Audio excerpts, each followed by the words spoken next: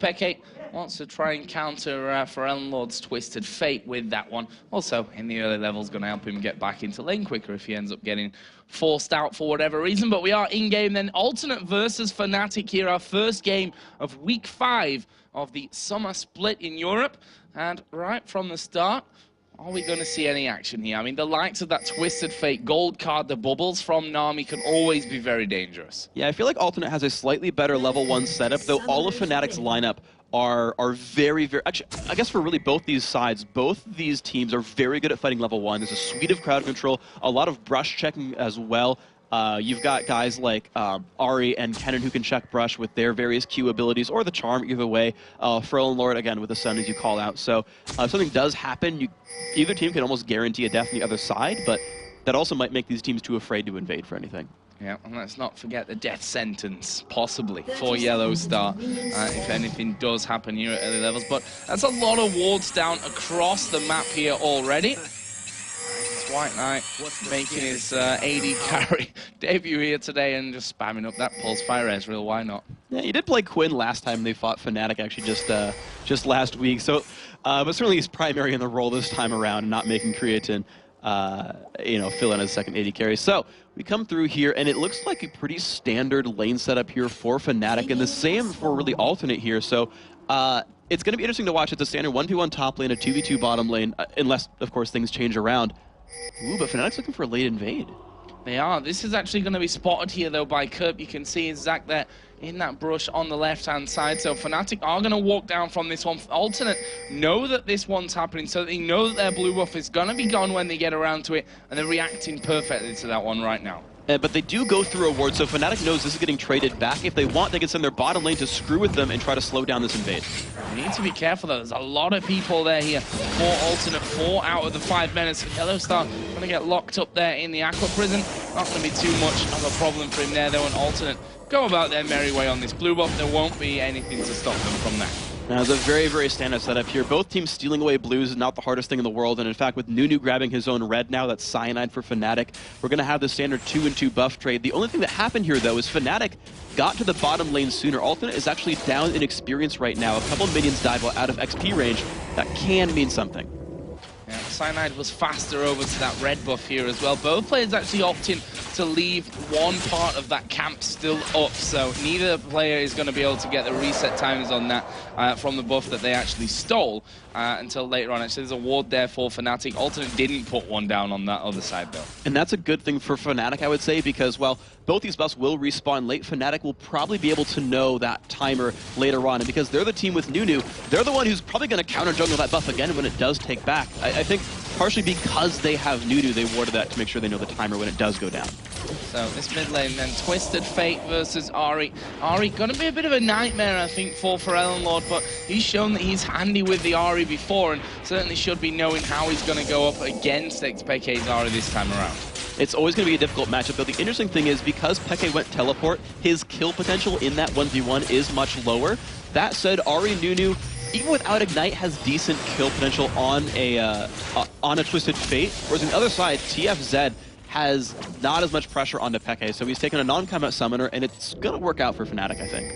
Here we see Cyanide once again getting himself off the jungle, and there's a shadow right up in the brush with him, and he decides, you know what, let's not mess around there, just going to back straight off from that one. So jungles just seen each other early on in this one. This top lane, as we'd expect really, so as putting a lot of pressure down to Kerp with these auto attacks. It's a range versus melee matchup, and Zed's early jungle ganks are not very strong, so that's why you're seeing pretty much all of these lanes push. Every single Fnatic lane is pushing, which does two things. One, they know they're safe versus the Zed, so it's not a big deal that they push. Two, if there's ever an invade coming in, they're very close by and able to participate in that fight and not get pulled out when Cyanide goes to counter jungle.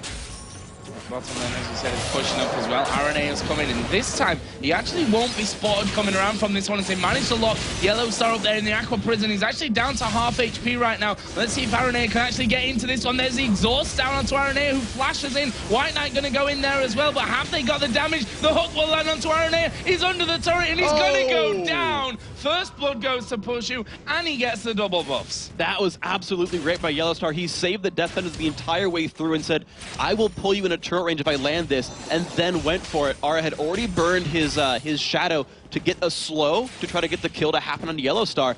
As Pushu blocked Mystic shots, Yellow was able to survive long enough to get the pull in.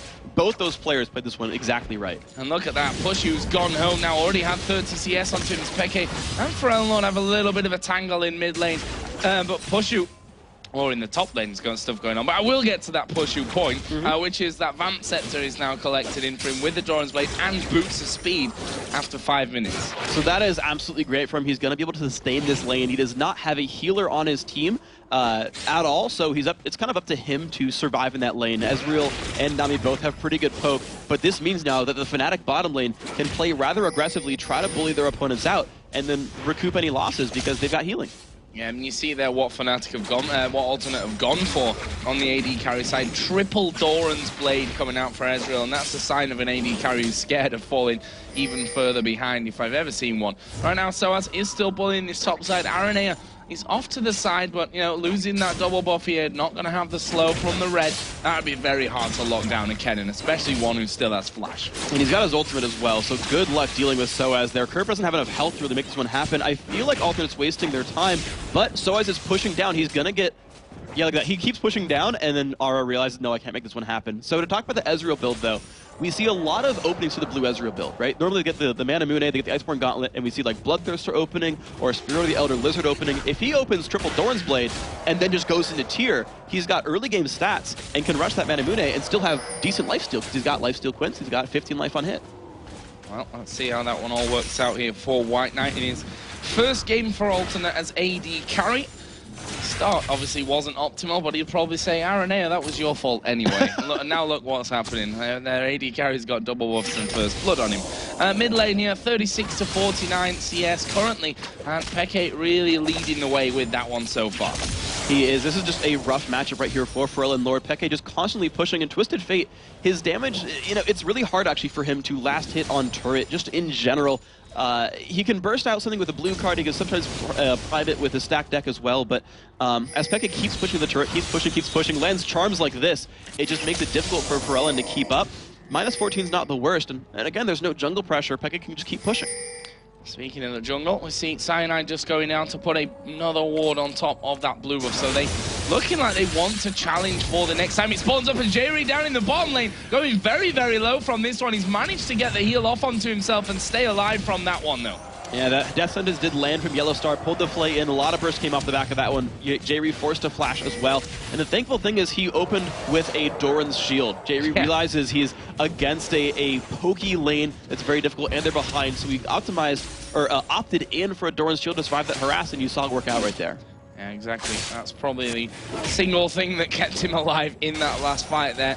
Otherwise, that could have well been a 2-0 Pushu, not something that Alternate would have been really factoring into this one, as Forellenlord here taking a lot of damage. Peke gets stunned up there, and in the end they decide, I think more out of respect and the fact that their mana pools are pretty low at that point, okay, let's back off from this. Nothing gonna happen there. And look at Forellenlord's opening buy. He rushed Mercury Treads, knowing that he's not only against a lot of magic damage as a team, but all of them have some kind of crowd control that you want to get tenacity for.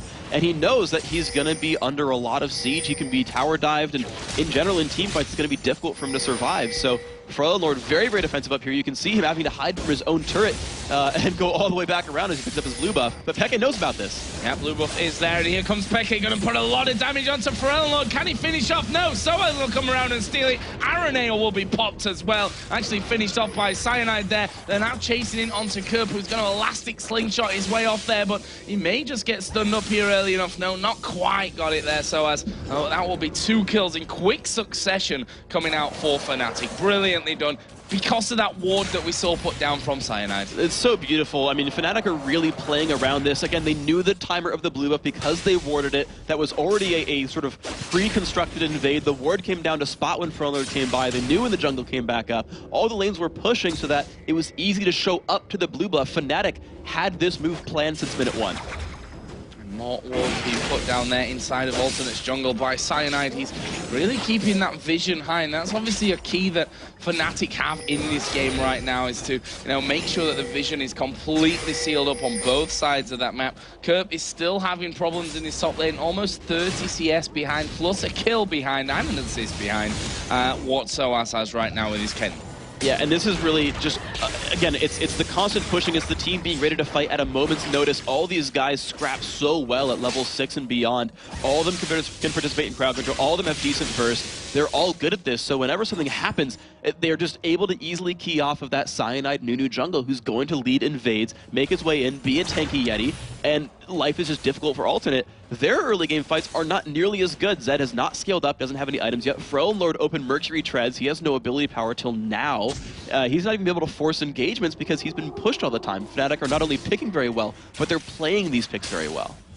And we see that tier being picked up here by White Knight, so he's more onto his normal build. As Frelnlord going to get caught out here again by Peke. Is he going to be able to finish off? Not quite got the range. The wild cards come out. The charm will miss you, and Frelnord is still waiting. This stun did land onto Peke. Well, Peke managed to get in there. RNA going to get the death mark down, and well, that's enough for him to pick up the kill. Cyanide going to go with absolute zero for this one. His yellow star in the bottom lane is going low. White Knight gets rooted up there by Pushu's ultimate, and look how low RNA has gone. Cyanide going to flash in. There's a very delayed snowball coming out, but a snowball nonetheless, and that will be leaving us at 5-1 to Fnatic. And you can say that Fnatic are really snowballing ahead this game right here. The invades from Cyanide just dropping everything and not allowing much to happen. And Ara actually had this one misplay there where he moved to his ulti clone. I don't know if he didn't know which shadow was which one, but he actually jumped back towards Fnatic's turret, which let just that Yeti just keep mawing him down and dropping with a snowball. So unfortunate there for RNA. It did get the kill on Peke, but great pickup there for Fnatic again. Yeah, Star has left Pushu alone here in the bottom, who's actually going to have to use his barrier and his flash to get behind the turret. White Knight's going to dive him here. That's going to be a kill. He has to flash away, but here comes Xpeke. Is he going to get the finisher? Yes, he is. Lord came down here as well. But look at the Yeti coming in from this one. Nunu is going to get at least one of them slowed down. That will be Lord. Jayce going to fall here. The ultimate from Peke coming up, and now they've got the possibility to finish Lord as well. They will. It's Cyanide that picks that one. Munches down a minion. 8-2 Fnatic. Absolutely beautiful read on both sides. So Peke with the teleport came down to try to get the kill on the diving White Knight, and that was good. Lord already realized that was going to happen. Popped Destiny to try to counter gank Peke. Unfortunately though, Cyanide was also on the same page, saw that gank coming down, and made sure he was there to participate in the fight as well. And so both these teams are like 2 steps ahead of each other, but it's just working in Fnatic's favor a little bit every time. There was a true shot barrage coming over to check Dragon, which actually got Fnatic a little bit low. There you can see Cyanide and Xpeke both flashing red on the side of your screen. And look at this. Soaz was about to get ganked by Aranea, and those Spidey sensors kicking in. He just goes, okay, I'm going to recall. Aranea got no chance to get in. Even with Elise ban, still has a Spidey sensors, so congratulations, Soaz, knowing what's going to happen on that one. And unfortunately, Ara, again, Zed is a champion who scales with farms so very well. You can see the Spirit Stone opening. He's trying to get down there to the Blade of the Ruined King to get his burst up there right now. But normally you see a 15 to 20 minute Blade of the Ruined King. That's the pretty much standard timing you see that for a solo laner. And unfortunately for Ara, he's only made one gank work so far, so he's really not on pace for that item right now. He's at 50 gold right here, 50 in his pocket, so he's got 1,800 gold to go until that item is done. Yeah, he's 1,000 gold behind Cyanide at this point. Not good news for him. There's a 10 CS lead in the bottom lane for Pushu, of course, did die with that tower dive from White Knight. Picked up an assist from it as well, though, once that was all changed around. So he's left at 1-1-1. And obviously does have that item advantage in there as well. That Bloodthirster already done. Vamp Scepter has now been finished by White Knight, so he's got a little bit more sustain in this lane. And right now, actually, the jungler's in a fight right here. Cyanide could be in a lot of trouble as well. Deathmark goes down, but here comes Xpeke, managing to charm up for Lord, and Cyanide is still walking away with this one. He had those double buffs on, as Xpeke gonna go aggressive, gets the kill down on towards Twisted Fate, and can he even pick up Zed? Soaz might be able to do this one as he comes rushing around the corner. Here's Xpeke from the backside, and it will be a double kill for Xpeke. He's going to die to the turret, but nonetheless, they managed to pick up kills out of pretty much nothing, out of Cyanide being caught there. Now, and this is a tanky Yeti. He's got the Spirit of the Ancient Golem already done. He's level 9 right here, which is a full level above Aura. It's almost up to where the solo laners are as well. It's a huge tanky Yeti, and it's hard to catch that one out when you have under-farmed, under-itemized people fighting him. One good thing, though, there is that Aaron, of course, did manage to shut down Xpeke, which has given him a little bit of a boost when it comes to getting in towards that Blade of the Ruin King. Soaz and Kerp actually going head-to-head. Cyanide is off to the other side here, just picking up that blue buff as we see Destiny being brought in. Soaz flashes early over the wall, and they're going to be able to walk away from that. That was a good move by Soaz right there. He actually waited to see which way Frellenlord came down and then flashed the other way. If Frellenlord... and the thing is, he can just wait out Destiny, right? So Frellen has to pick something, and Soaz read that situation very, very well. However, because of those moves, Alternate does get control of their own buff. That's the start of the things that need to happen for this team. If they can just hold on, they can scale throughout this game. Xpeke coming back into that lane, blasting one Negatron cloak, plus that Haunting Guardian, so he's going to have an Abyssal Scepter before we know it coming on as well. So he is in fantastic shape at this point. Right now, Cyanide and RNA are going to meet up once again, and there's not really a lot you can do about that yet, to be honest. As Zed at this stage of the game, yeah, you can challenge him, but Peke is going to be there before you know it, and with that slow that he's got, he's just a constant menace to keep up with. He's going to be really just difficult to deal with, and the thankful thing for Alternate is twofold. So one, it's not hard for Jayce to turn his ultimate on just late in the team fight and knock out the absolute zero while still hitting the rest of the team. Otherwise, the rest of their crowd controls are fairly single target based, and they don't want to waste like Nami Bubble or Twisted Fate Gold card on Nunu. So Jayce can hold that one down. The second thing is, Peke is spamming so much magic resist that if Aura does finally get some real gold, he can easily kill Peke in a fight. Oh, they've managed to actually lock up Pushu there with that Aqua Prison, but he didn't really react too much to that one. Did use his barrier, though, just to make sure that he could mitigate some of that damage that Alternate were able to throw out on him for free. We still see no towers go down. 16.5 minutes in, something that we're not so used to seeing at this stage of the game right now, as Xpeke is going to be trying to take the first one in this bottom lane. And I think the way that Fnatic are pushing so heavy now, they've said, right, it's time for a tower now. Oh, they get the hit on the White Knight, but he's going to Arcane Shift away from that one. They finally get the pressure on the turret they wanted, and this is partially what happens when you've got those standard 1-1-2 lanes. It's a little bit harder to push the turrets down. You're actually seeing them all finally go down right now, almost in all 3 lanes, because the pushing finally paid off. Here's his dive top. Yeah, Soaz actually managing to catch Kurt there, but he's let's bounce with the flash away from that one. But can he actually escape fully? Frellenlord's going to die under his own turret. Peke only losing a little bit of health, and now Kurt is running for dear life. He's going to have to either try and back here in this brush or suicide, and actually he is going to be able to recall himself off. All right, so Jayce getting out as well. This mid turret about to go down here for Fnatic. I don't see Aura actually stopping this push right here despite his attempts to wave clear. So the aggressive laning phase, because of the stronger early game jungle, has paid off here for Fnatic. The turrets have finally gone down. You know, it wasn't these 2-on-1 lane setups where you guys push really, really hard, you make these 3-on-1 dives, and it all works out in the end.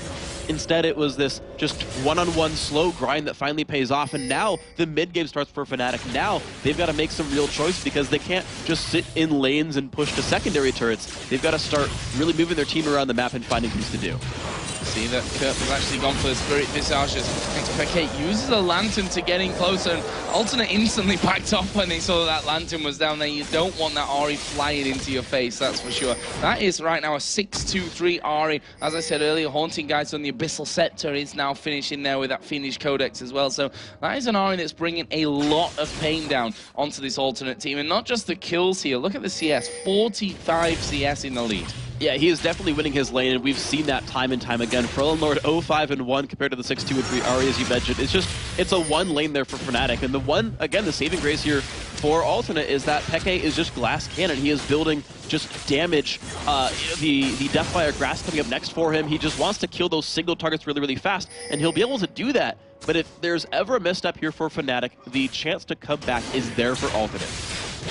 That's what they're doing right now, just spreading around that red buff on towards the AD carry White Knight. Fnatic look like they may start off the Dragon. They've got a pink ward in there that's been able to clear out the vision. And they've got, well, Nunu with a smite, who's basically 2 smites, if we're honest. He's going to take this Dragon down a lot faster than Alternate can even think about replying to. And now Xpeke is even moving on towards Arenea's position. Had a ward down there by those Wraiths, and he's going to be able to take them away.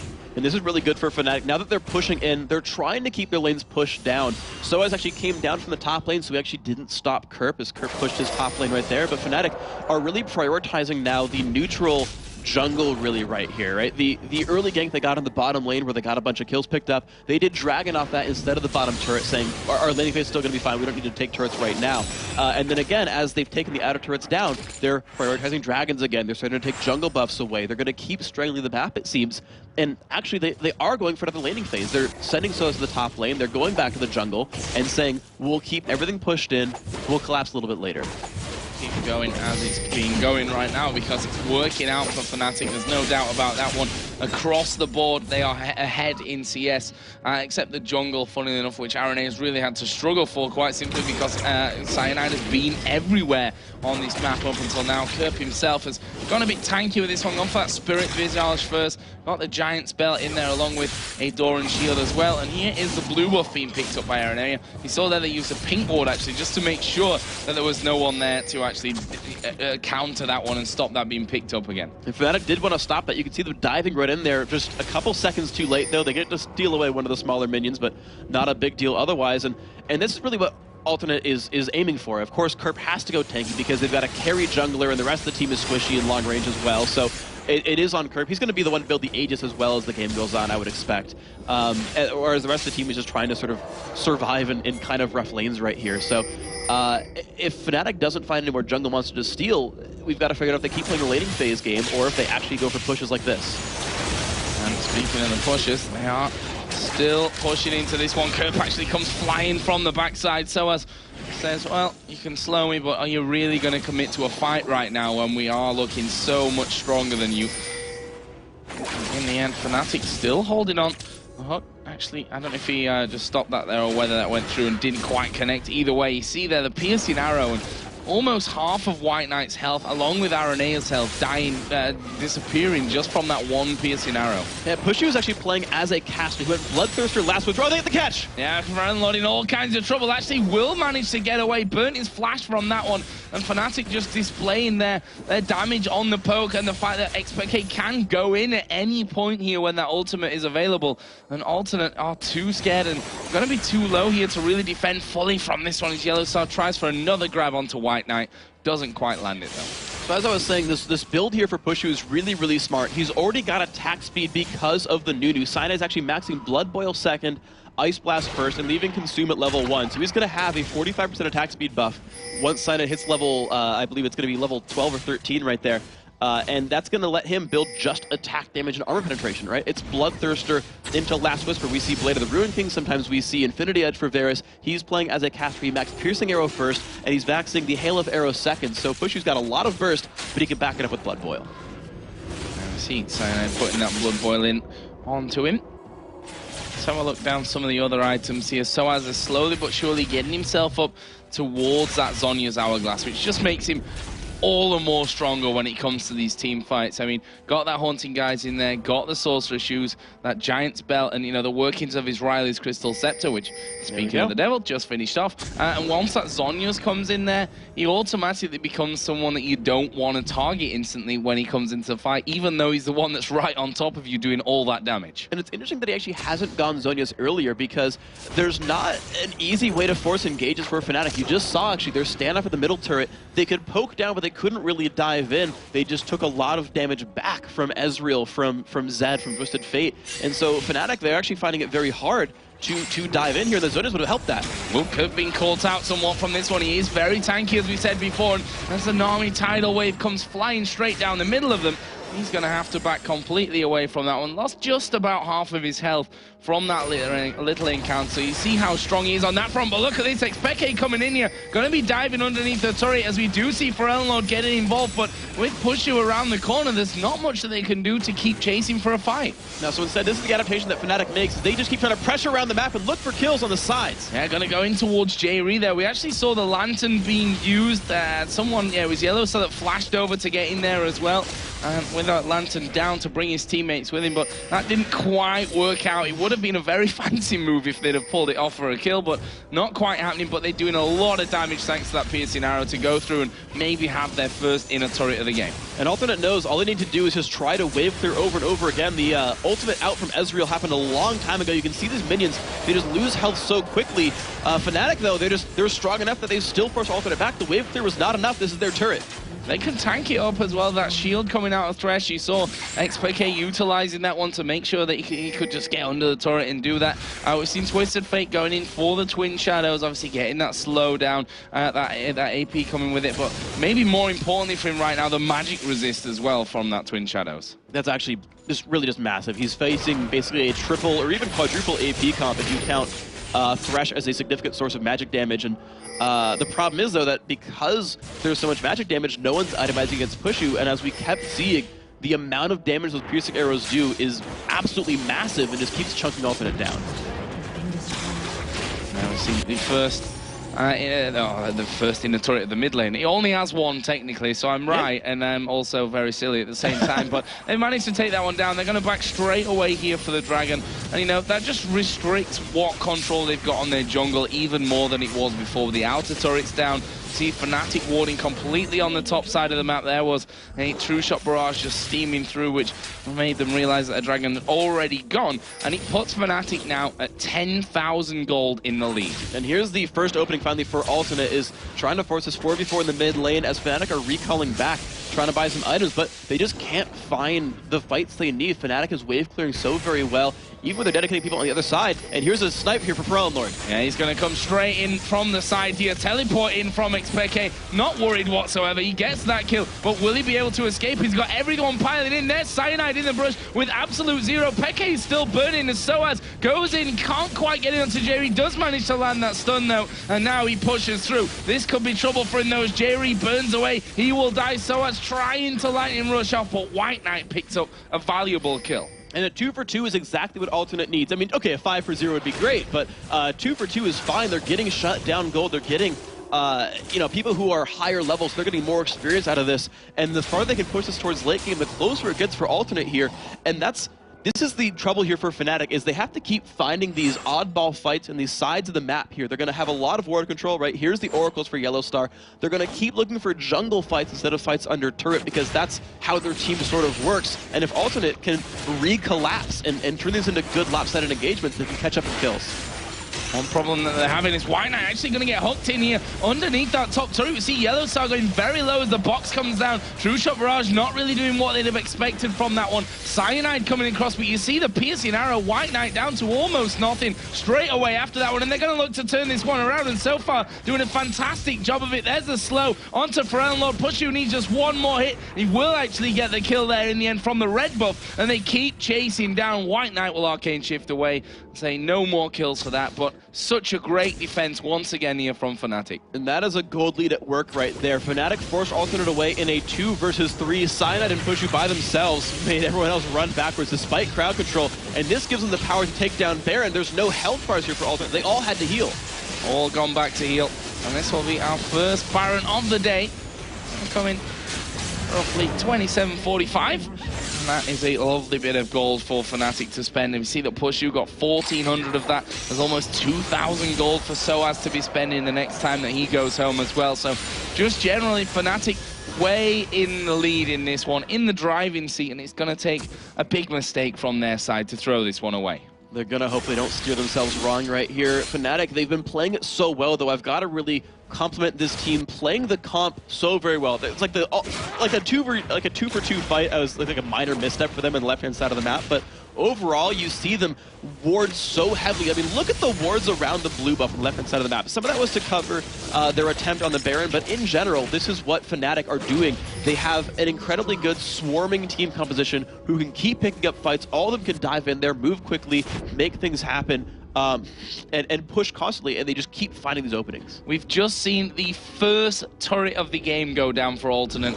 in that bottom lane. That was Kurt simply going on his own and saying, you know what, I'm fed up of having a 0 next to our turret kills on this one. We need to get at least 1, which he's managed to do. They're still almost 11,000 gold behind on this one, though, so still, as we said, going to be a very, very difficult challenge for them to get in this one again. But we'll see. They're going to have to sit back, soak up as much farm as they possibly can, and hope that Fnatic engage where they shouldn't be sometime. That's really going to be their hope right here, is to keep basically playing around the Pharrell and Lord Ultimate and hoping that they can find something and just find a lopsided battle. That is really all that happens here. Is Fnatic now, they've got so much poke, and because of Baron buff as well, they can siege a turret and win the siege. Neither team has great sustain. The Baron buff tips that in the way of Fnatic. They've got Ken and Ahri and Varus all for amazing poke right there. That tips things in their favor. They can siege his bottom lane all they want, or just take it because no one for alternate will even try to defend this. Yeah, that piercing arrow from Pushu, it just makes it almost impossible for him to stick around there because it's absolutely devastating at this point. See them walk in again, Pushu charging one up, and half health. RNA down to half with that single piercing arrow. And again, you look at the build for Pushu, and he's stacking as much attack damage as possible. Bloodthirster, Last Whisper, and then added Infinity Edge. Didn't even upgrade his boots. He just wants a lot of AD to poke these things down and rely on Blood Boil for attack speed. Fnatic set up the siege, looking to land a charm, at which point could expect XPK to just jump straight over the wall. DFG, I mean, the likes of Jayce, RNA, in fact, all of them probably outside of Kurt wouldn't survive a full burst after DFG there from XPK.